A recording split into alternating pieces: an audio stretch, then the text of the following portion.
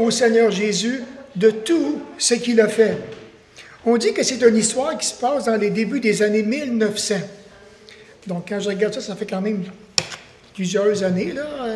Ça fait déjà, 115 ans.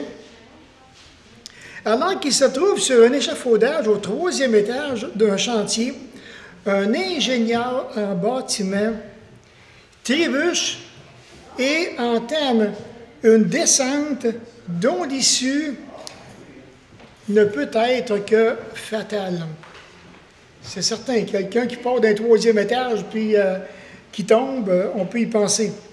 Cependant, on dit qu'au sol, un ouvrier lève les yeux au même moment précis, réalisant qu'il se trouve exactement à l'endroit où l'impact va se produire. Autrement dit, celui qui descend, là, le contremaître qui descend, là, qui a trébuché, qui a tombé, va arriver carrément sur ce gars-là. Alors, il a dit qu'il bande ses muscles pour recevoir le corps. Je me suis dit, il ne faut pas que ce soit un gars qui pèse 200-300 livres, là, quand même. On s'est entendu qu'il peut y avoir des ingénieurs qui ne sont pas gros. En tout cas, je l'espère parce que je ne sais pas si je l'aurais fait personnellement. Donc, on dit que, l'histoire dit que l'ingénieur n'est que légèrement blessé. Mais le choc occasionne de graves blessures, traumatismes au maçon. La violente collision lui brise pratiquement tous les os. Avec raison. Et le laisse profondément handicapé après sa convalescence. Des années plus tard,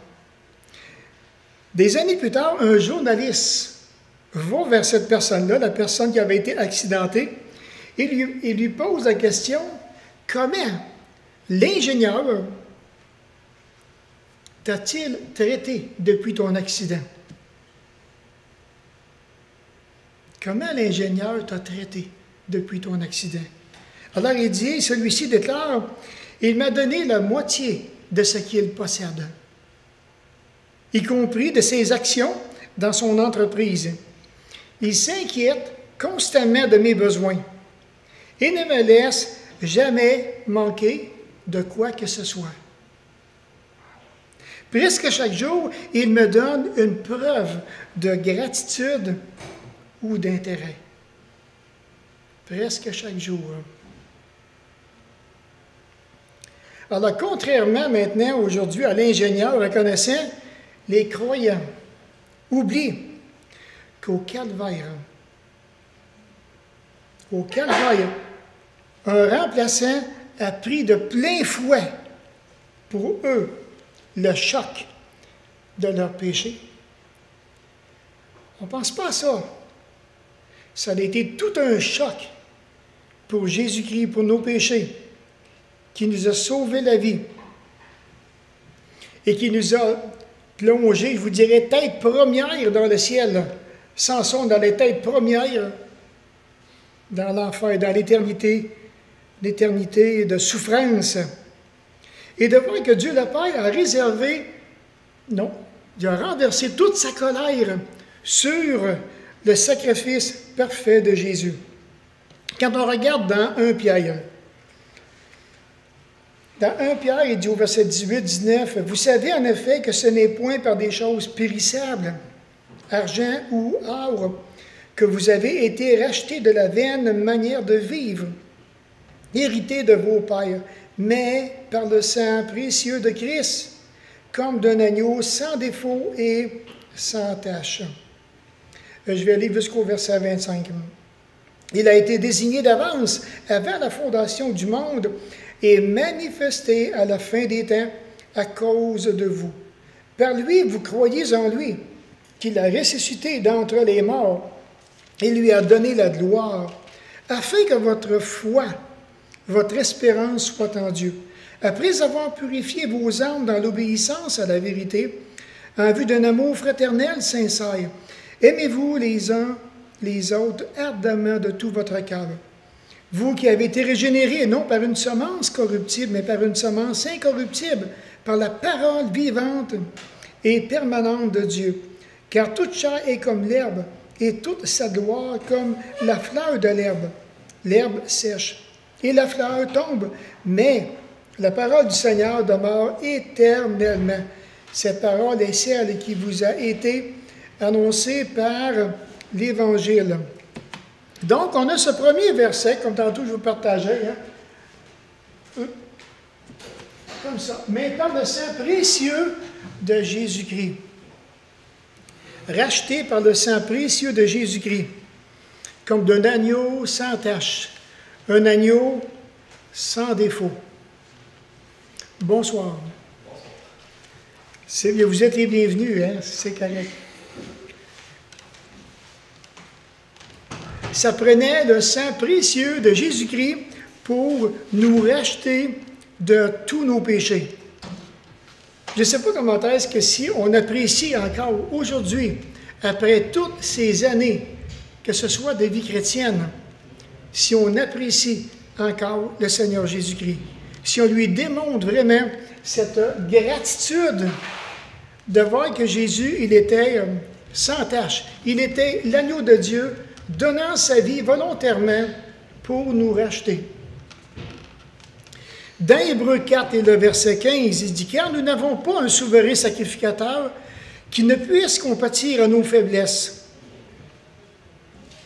Au contraire, il a été tenté comme nous en toutes choses, toutefois sans commettre de péché. Car nous n'avons pas un souverain sacrificateur qui ne puisse compatir. Il n'est pas compatible à la faiblesse humaine. Mais au contraire, il a été tenté. Quelle tentation Jésus a-t-il pu avoir? Selon vous, quelle tentation Jésus a-t-il pu avoir?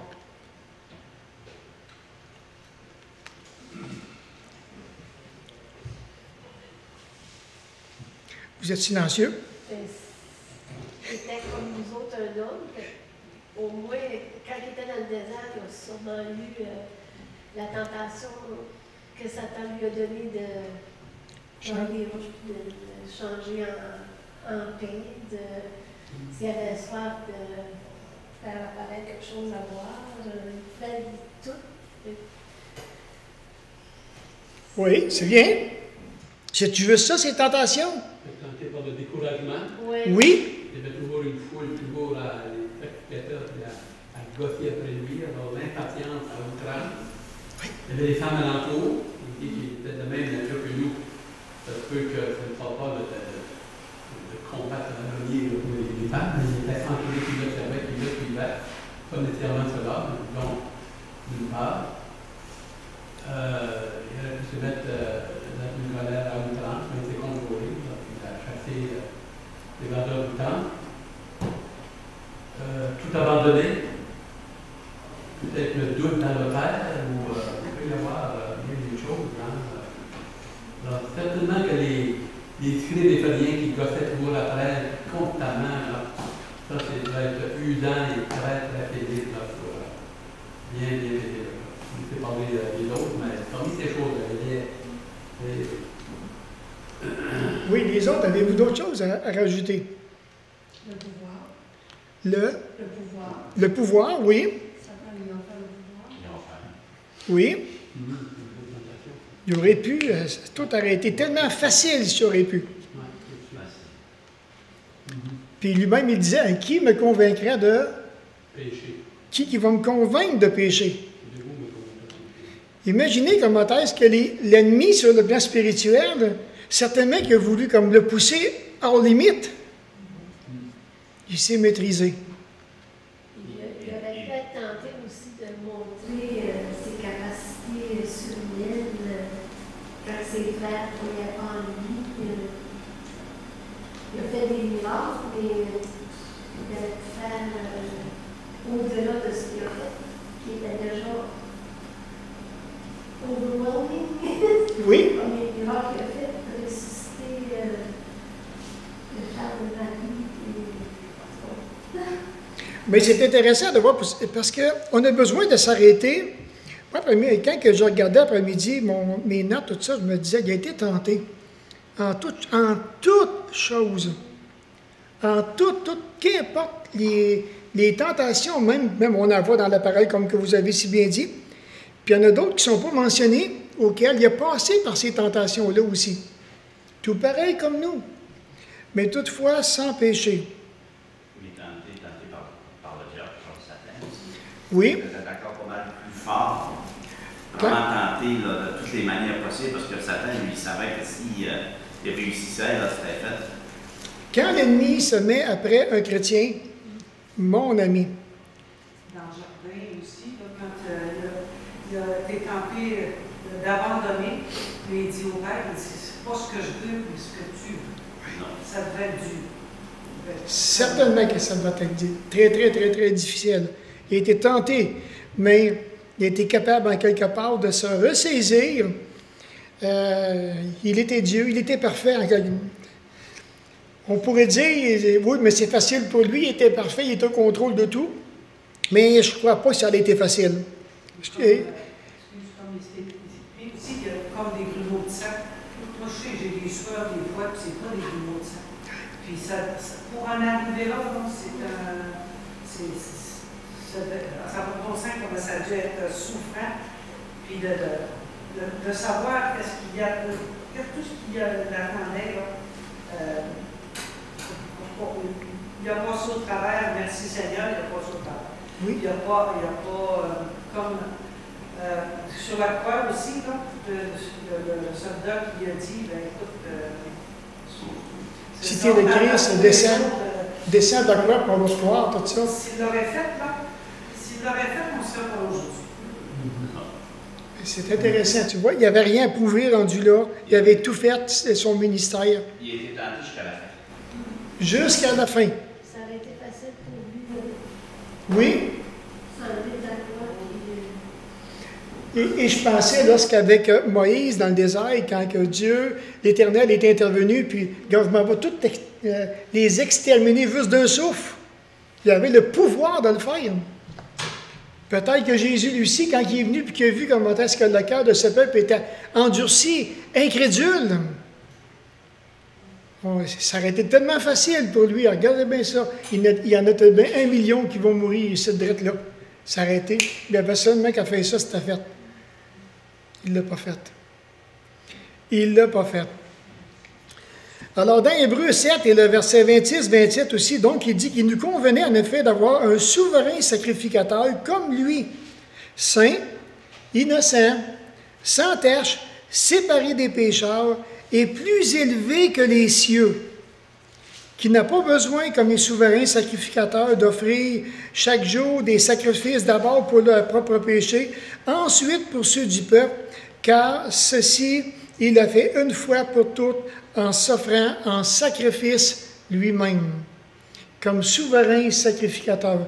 J'imagine les souverains sacrificateurs de l'Ancien Testament, lorsqu'ils présentaient l'offrande pour le péché, qui entrait dans le lieu très saint, en train d'offrir ça pour eux-mêmes, ensuite pour le peuple. On dit qu'ils avaient au bas de leur grande robe des clochettes. Puis toutes les fois qu'ils marchaient, que le peuple entendait les clochettes, c'est parce que Dieu agréait l'offrande qui était offerte pour le péché.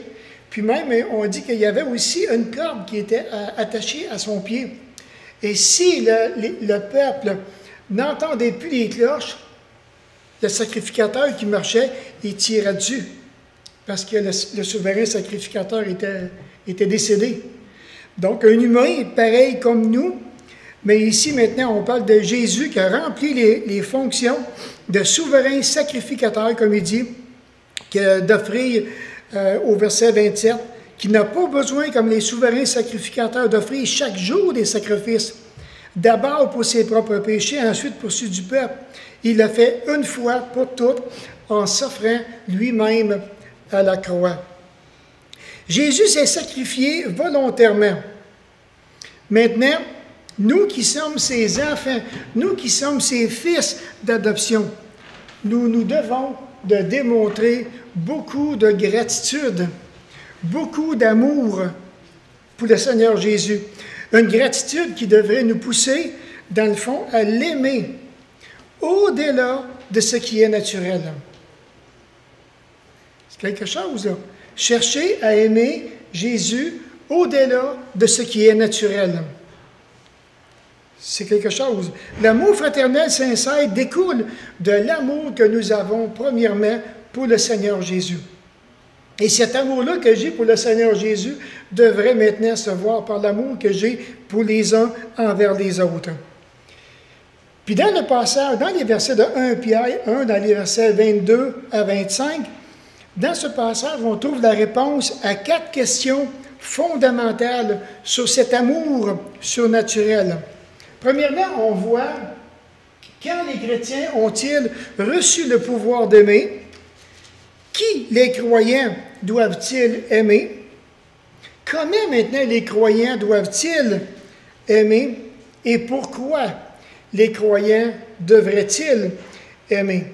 Alors, c'est bien entendu que ce soir, on n'aura pas le temps de regarder les quatre approches, mais il y en a une qu'on va regarder, c'est cette première approche que les chrétiens, quand les chrétiens ont-ils reçu le pouvoir d'aimer? Quand l'ont-ils reçu? Donc, il y a une chose auquel maintenant que nous devons bien comprendre, je crois, au départ. La parole de Dieu insiste sur le fait qu'un inconverti, un non-croyant,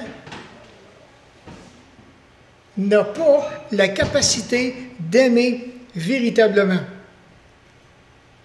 Une personne non régénérée n'a pas la capacité d'aimer. Premièrement, on va aller voir quelques versets qui sont écrits. Dans Jean 5 et le verset 42, dans l'Évangile de Jean, chapitre 5, et le verset 42. Tantôt, on a parlé justement donc Jésus qui a été tenté comme nous en toutes choses. Mais comment est-ce que ça devait être, je dirais, frustrant de voir Jésus qui parle d'une façon tellement ouverte au peuple et de voir que le peuple ne reçoit pas ce que Jésus dit. Dans les versets, dans Jean 5 et le verset, je dirais 37 à 42 par exemple, il dit, « Le Père qui m'a envoyé a lui-même rendu témoignage de moi. Vous n'avez jamais entendu sa voix, ni vu sa face, et sa parole ne demeure pas en vous, puisque vous ne croyez pas à celui qui l'a envoyé, c'est-à-dire lui. Il dit, vous sondez les Écritures parce que vous pensez avoir en elles la vie éternelle. Ce sont elles qui rendent témoignage de moi. Et vous ne voulez pas venir à moi pour avoir la vie. Je ne reçois pas la gloire des hommes, mais je vous connais. Vous n'avez pas en vous l'amour de Dieu. Vous n'avez pas en vous l'amour de Dieu. Et quand je regarde cette pensée, je me dis, quand je regarde aujourd'hui les différentes cultures qui nous entourent, quand on regarde le monde, la façon dont le monde va agir, c'est facile à voir, c'est facile à comprendre que l'amour de Dieu n'est pas dans le monde. Elle n'est pas là du tout. Prenez dans un autre passage, dans 1 Jean, chapitre 2, l'inconverti, il n'est pas capable, il est incapable d'aimer véritablement. Dans 1 Jean, chapitre 2, et le verset 9 à 11. Pourtant, c'est des passages que nous savons, mais qu'est-ce qu'on fait avec ces passages-là? Celui qui prétend être dans la lumière, tout en haïssant son frère, est encore dans les ténèbres. Et celui qui aime son frère demeure dans la lumière et il ne risque pas de tomber. Mais celui qui a de la haine pour son frère est dans les ténèbres. Il marche dans les ténèbres. Il ne sait où il va et parce que les ténèbres ont rendu ses yeux aveugles. Mais est-ce possible que dans le monde chrétien, qu'il y en ait qui puissent agir de cette façon-là? Pourtant, on le sait. Est-ce qu'on le met en pratique? Ça, c'est un autre peu de manche. Avec le verset 1 Jean 3, le verset 10. C'est par là que se manifestent les enfants de Dieu et les enfants du diable. Quiconque ne pratique pas la justice n'est pas de Dieu, non plus celui qui n'aime pas son frère. Parce que l'amour, en quelque part, va amener une filiation avec Dieu lui-même. Alors, et c'est pourquoi que Jean ici, il dit, c'est par là que se manifestent les enfants de Dieu et du diable. Deux sortes d'enfants. On est entouré aussi de des enfants du diable. Et ça, on le sait. On le voit. Dans 1 Jean 4 et le verset 20, si quelqu'un dit « j'aime Dieu » et qu'il haïsse son frère, c'est un menteur. Car celui qui n'aime pas son frère qu'il voit ne peut aimer Dieu qu'il ne voit pas. Et nous avons de lui ce commandement, que celui qui aime Dieu aime aussi son frère. C'est des versets qui nous mettent vraiment en question, auxquels maintenant on doit s'arrêter.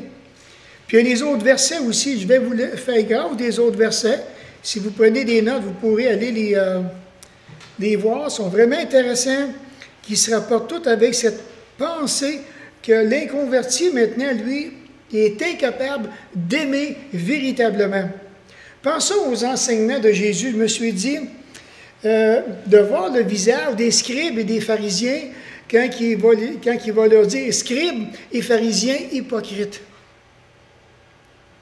J'imagine comment est-ce que les scribes et les pharisiens ont dû pas aimer être pris par l'enseignement de Jésus. Dans Luc 11, le verset 42, il dit « Vous payez la dîme de la menthe, la dîme de la rue, et vous payez toutes les herbes. » Mais il dit, vous avez négligé la justice et l'amour de Dieu. C'est là ce qu'il fallait pratiquer sans omettre les autres choses. Et là, je me suis dit, waouh, une religion rigide, une religion très, très légaliste, une discipline sans mesure pour démontrer une belle apparence extérieure. Ils sont confrontés à Jésus. Puis Jésus leur dit ouvertement, « Vous êtes incapables d'aimer. » Aïe aïe. Vous êtes incapables d'aimer comme Dieu le demande. Incapable. Quand on regarde dans on connaît Jean 3,16, mais dans 1 Jean 3,16, Jean ici, il revient puis il dit, à ceci, nous avons connu l'amour. C'est qu'il a donné sa vie pour nous. Nous aussi, nous devons donner notre vie pour les frères. Wow! C'est engageant. Donner notre vie pour les frères, c'est quelque chose. Laisser complètement la haine de côté pour le remplacer par un amour spirituel. Agir avec amour. Au fond, ce que Jésus est en train de dire ici, c'est ça. Il dit, c'est que l'amour, c'est le signe distinctif des croyants. Vous allez reconnaître les croyants à l'amour qu'ils auront les uns pour les autres. Alors, une Église qui sont constamment en chicane, constamment dans des divisions, on peut se poser la question, hein, où est l'amour? Comme que Jésus dit dans Jean 13 et le verset 35, « À ceci tous connaîtront que vous êtes mes disciples, si vous avez de l'amour les uns pour les autres. » Et ça, maintenant, ça devrait m'interpeller. Est-ce que vraiment que j'ai de l'amour pour les gens qui m'entourent dans l'Église? Ou bien maintenant, je vais me garder une certaine réserve, puis lui ou elle, je l'aime un petit peu moins. Je ne suis pas intéressé à démontrer mon amour. Je ne suis pas intéressé à m'approcher. Pourquoi? Peut-être pour aucune raison significative. Dans Jean 14 et le verset 21, on va voir ce que Jésus dit. comme ce soir, j'ai vraiment pas la prétention de vous emmener quelque chose de nouveau. C'est simplement un rafraîchissement au niveau de notre attitude de cœur. Ben, dans Jean 14, le verset 21, Jésus lui-même, il dit, celui qui a mes commandements et qui les garde, c'est celui qui m'aime. Celui qui m'aime sera aimé de mon Père. Moi aussi, je l'aimerai. Et je me manifesterai à lui. Ce que Jésus dit. Mais on regarde ça. Et c'est, dans le fond, ce que Dieu demande à chacun de nous, c'est qu'est-ce que nous puissions être capables de lui démontrer l'amour qu'on a, premièrement, pour lui. À être profondément reconnaissant. Est-ce que vraiment que j'aime Dieu comme il me demande? Alors, si je dis que j'aime Dieu, en principe, je devrais voir le verset 21 puis dire, est-ce que je garde ses commandements? Est-ce que vraiment que je les garde? Est-ce que vraiment que je les chéris de tout mon cœur? Est-ce que je les serre sur mon cœur pour pas justement pécher contre lui? Jean 14, le verset 21. Tellement intéressant. 2 Corinthiens 5, 14. Dans 2 Corinthiens 5 et le verset 14, Paul il dit, car l'amour de Christ nous étreint ou bien nous presse, nous qui avons discerné ceci, un seul est mort pour tous, donc tous sont morts. Avoir de l'amour pour Christ, cet amour-là qui devrait être la source de notre motivation, la source de notre service, la source de se tourner constamment les uns vers les autres. Cet amour-là qui vient de Dieu, aimé d'une manière surnaturelle. C'est quelque chose. Ça commence à notre conversion.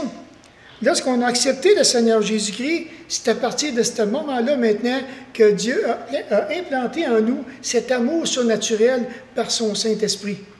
Parce qu'on a reçu le Saint-Esprit, puis le premier fruit de l'Esprit, c'est l'amour. Bien entendu maintenant que tout ça, c'est relié avec un point qui est bien important, et c'est l'obéissance. L'obéissance à sa parole. En obéissant, on dit sans équivoque à la parole. Mais Dieu va purifier nos âmes, tellement qu'on a besoin de cette purification. Puis on dit que le verbe purifier ici, c'est un participe parfait, décrivant une action dans le passé, mais qui a toujours une pleine efficacité dans le présent. Quand on parle d'un verbe au participe parfait. Alors ici, maintenant, la purification qui est exercée par Dieu va donner des capacités nouvelles, des capacités présentes et des capacités futures. Quand on regarde dans 2 Corinthiens 5, 17, un passage pourtant qu'on connaît tout le monde, si quelqu'un est en Christ, il est une nouvelle créature. Les choses anciennes sont passées. Voici maintenant que toutes choses sont devenues nouvelles. Puis quand on regarde ce passage-là, mais qu'est-ce qui est devenu nouveau? Est-ce que toute chose devient nouveau dans nos vies? Non. C'est progressif. Mais maintenant, qu'est-ce qui vient? Maintenant, qu'est-ce qui est vraiment nouveau ici? C'est par rapport à Christ. Au verset 14, l'amour de Christ nous étreint, si on le prend dans son contexte. Alors maintenant, quand il dit, si quelqu'un est en Christ, il est une nouvelle créature. Les choses anciennes sont passées. Voici que toutes choses sont maintenant devenues nouvelles par rapport à Jésus-Christ. Ça fait toute une différence. Toutes choses devenues nouvelles par rapport à lui, au Seigneur Jésus. Puis aussi dans Romains 6, le verset 3, 14. Prenez Colossiens 3. Notre frère Sylvain va sûrement le toucher très bientôt. Mais dans Colossiens 3, le verset 8 à 10, comment est-ce que c'est vraiment intéressant? Et même, il dit, je considère tout comme de la boue ou bien une perte à cause de l'excellence de la connaissance de Jésus-Christ, mon Sauveur, mon Seigneur. Paul dit, à cause de lui, j'ai accepté de tout perdre et je considère tout comme des ordures afin de gagner Christ. Dans Colossiens 3, le verset 8 à 10. et d'être trouvé en lui, non avec une justice qui serait la mienne et qui viendrait de la loi, mais avec une justice qui est obtenue par la foi en Christ, une justice provenant de Dieu et fondée sur la foi. Et mon ami, que c'est riche doctrinalement, ce passage-là ici. C'est très, très, très, très riche doctrinalement, ce que Paul est en train de dire ici. Mon but est de le connaître, lui, ainsi que la puissance de sa résurrection et la communion de ses souffrances, en devenant conforme à lui dans sa mort, pour devenir, si possible, à la résurrection d'entre les morts. Donc, oui, la foi, la purification, Dieu va le faire. C'est lui qui va nous pousser à le faire par son bon Saint-Esprit. On va le voir tantôt. Maintenant, l'obéissance va engendrer la foi, qui est sous-entendue, je pense, dans le passage ici, comme que Pierre nous partage à travers tout ça. Donc, la foi que tout le Nouveau Testament associe nécessairement au salut. Sans la foi, c'est impossible de lui être agréable. Si on pense, par exemple, dans 1 Pierre, si on revient dans l'épître de 1 Pierre, chapitre 1, le verset 9, dans 1 Pierre 1, le verset 9. Donc, si vous voyez, il y a quand même une progression qui est là. Oui, il nous demande d'aimer. Pour aimer, il faut aller à l'obéissance. Quand on rentre dans l'obéissance, on entre dans le chemin de la foi. Et c'est là maintenant qu'on devient agréable à Dieu. Donc, dans 1 Pierre 1, le verset 9, on pourrait même dire 8 et 9, vous l'aimez sans l'avoir vu, sans le voir encore. Vous croyez en lui et vous tressaillez d'une allégresse indicible et glorieuse, en remportant pour prix de votre foi le salut de vos âmes. Et de voir qu'à travers tout ça, donc, l'obéissance et la vérité vont de pair.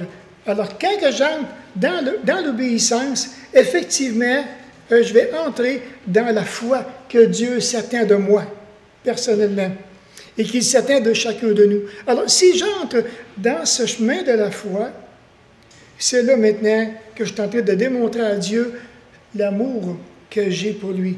Je suis en train de lui dire, je veux garder ta parole, je vais garder tes commandements. Je vais maintenant mettre un amour en pratique dans ma vie. Et ça, maintenant, je vais le faire non par mes propres forces, parce que j'y arriverai jamais, jamais, jamais. Mais je vais le faire en me laissant diriger. Quand je pense maintenant dans Jean 3,36, ce qui fait toute une différence, un passage, j'imagine que tout le monde, ça va être juste un rafraîchissement. Mais dans Jean 3,36, il dit « Celui qui croit au Fils a la vie éternelle, et celui qui ne se confie pas au Fils ne verra pas la vie, mais la colère de Dieu demeure sur lui. » En plus d'avoir la colère de Dieu sur lui, il est incapable d'aimer. Parce qu'il ne croit pas au nom du Fils de Dieu.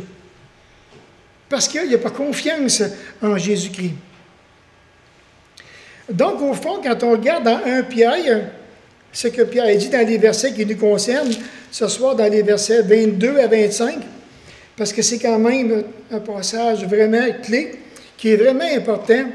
Ce que Pierre est en train de faire, il est en train de faire ressortir la vérité que l'on retrouve dans les 2 premiers versets du premier chapitre. Quand que Pierre nous dit ici, « Ne savez-vous pas quand vous livrez... » dans 1 Pierre 1, le verset 1 et 2. On va commencer par ce passage. Pierre, apôtre de Jésus-Christ, aux élus qui sont étrangers dans la dispersion, au Pont, en Galatie, en Cappadoce, en Asie et en Bithynie, selon la préscience de Dieu le Père par la sanctification de l'Esprit pour l'obéissance et l'aspersion du sang de Jésus-Christ. Que la grâce et la paix vous soient multipliées.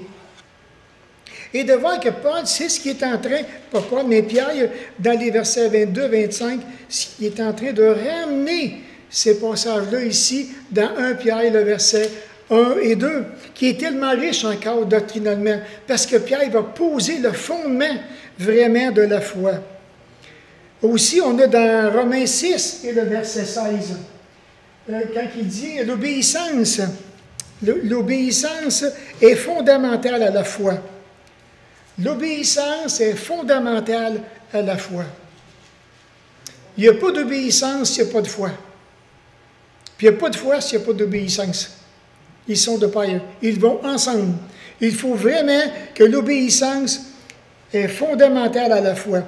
Dans Romains 6 et le verset 16, Paul dit « Ne savez-vous pas quand vous livrez à quelqu'un comme esclave pour lui obéir, vous êtes esclave de celui à qui vous obéissez, soit du péché qui conduit à la mort, ou soit à l'obéissance, donc de la foi, qui conduit à la justice. » Et pourquoi Paul dit « Ne savez-vous pas » dans Romains 6 et le verset 16, c'est parce qu'il y a des gens qui ne le savaient pas. Et c'est pour cette raison-là que Paul ramène cette pensée. Ne savez-vous pas quand vous livrez, en vous donnant, donc vous obéissez soit au péché, ou bien maintenant vous allez obéir soit comme esclave de Dieu. Ici, la foi n'est pas une œuvre d'obéissance humaine. La foi n'est pas une œuvre d'obéissance humaine. Vous comprenez?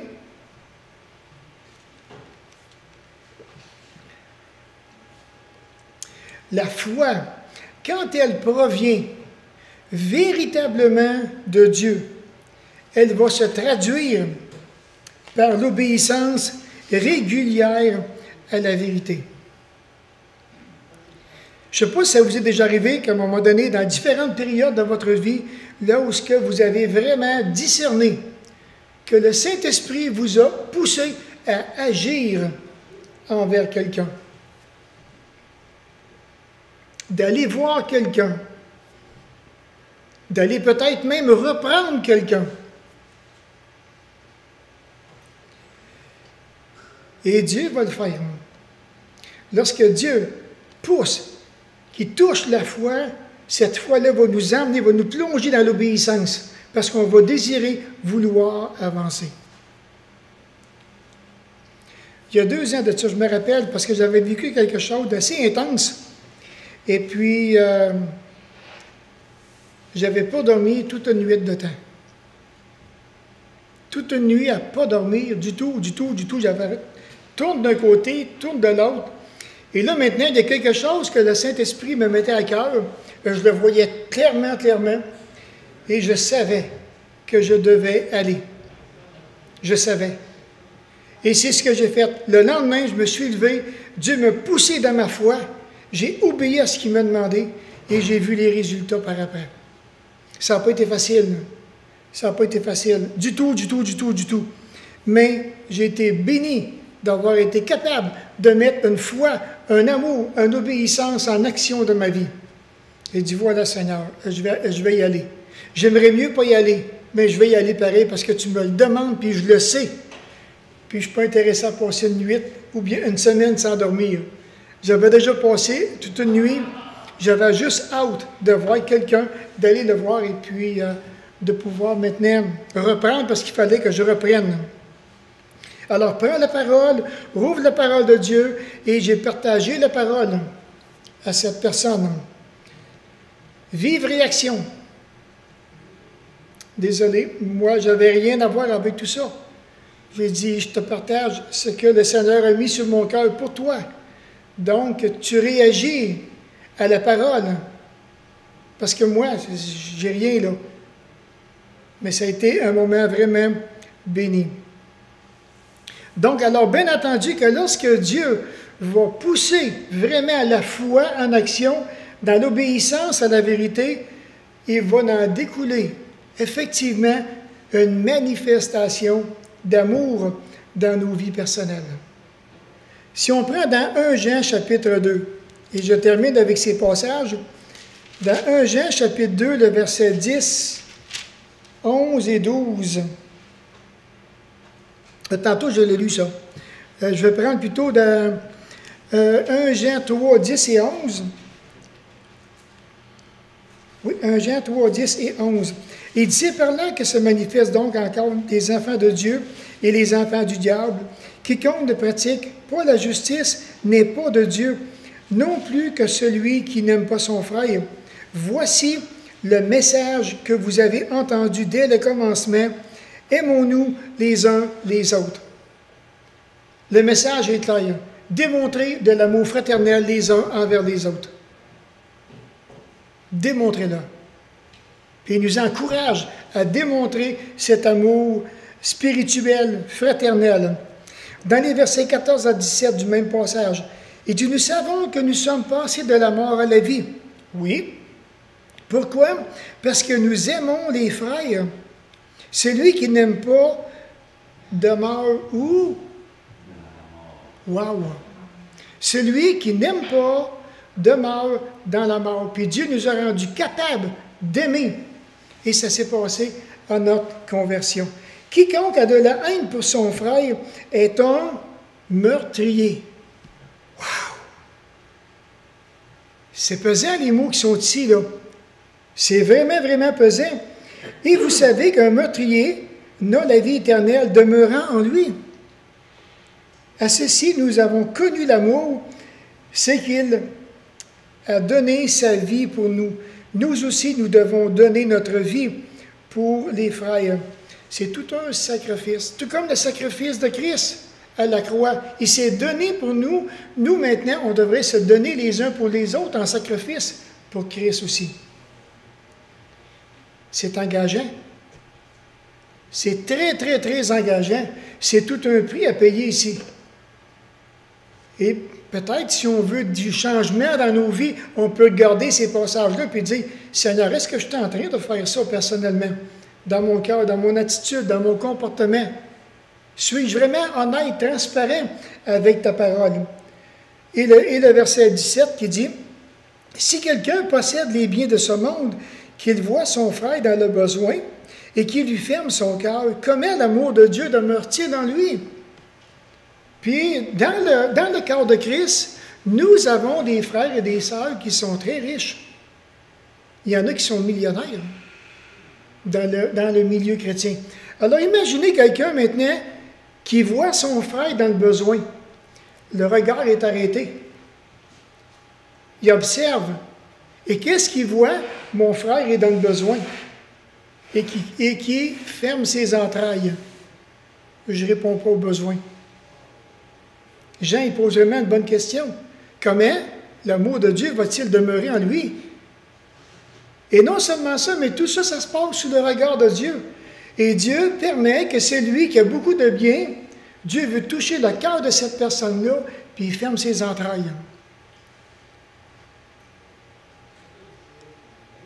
Il y aura à répondre. Il y aura à répondre. Chapitre 4, le verset 7 et 8. Bien-aimés, aimons-nous les uns les autres, car l'amour est de Dieu. Merveilleux. Quiconque aime est né de Dieu et connaît Dieu. Ça, j'aime ça. Non seulement qu'il est en train de mettre un amour en pratique, mais il est en train de dire aussi, je connais mon Dieu. Parce que mon Dieu, voilà ce qu'il me demande et je le mets en pratique. Le verset 8, celui qui n'aime pas n'a pas connu Dieu, car Dieu est amour. Verset 16, et nous avons connu l'amour que Dieu a pour nous et nous y avons cru. Dieu est amour. Celui qui demeure dans l'amour demeure en Dieu et Dieu demeure en lui.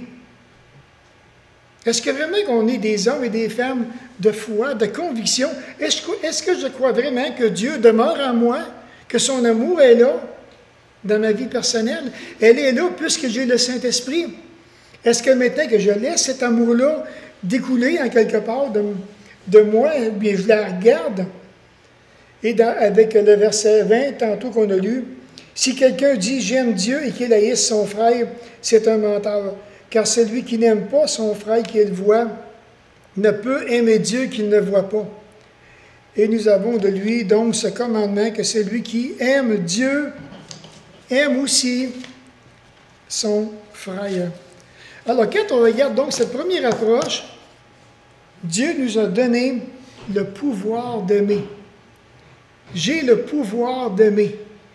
Puis j'ai le pouvoir d'haïr aussi, de détester. Et on est encouragé, en tant qu'enfant de Dieu, à démontrer vraiment ce pouvoir-là. Et de demander au Seigneur dans la prière, on peut le faire ça aussi. Seigneur, maintenant, rends-moi capable de mettre l'obéissance, la foi en avant, d'avancer, de démontrer vraiment que ta parole est sérieuse dans ma vie, que je vis de ta parole, que cet amour-là puisse être transparent et que ça puisse être vraiment, je dirais, contagieux auprès des gens qui m'entourent. Alors, c'était ce que je voulais vous partager ce soir. Et puis, dans un autre tantôt, je reviendrai et je retoucherai les autres sujets, comme tantôt, que je vous ai mentionnés. Et de voir que là, maintenant, on est conscient que nous avons le pouvoir d'aimer. Puis Dieu nous le commande en plus. C'est quelque chose. Alors, sans plus tarder, on va faire un petit rond au milieu. Et puis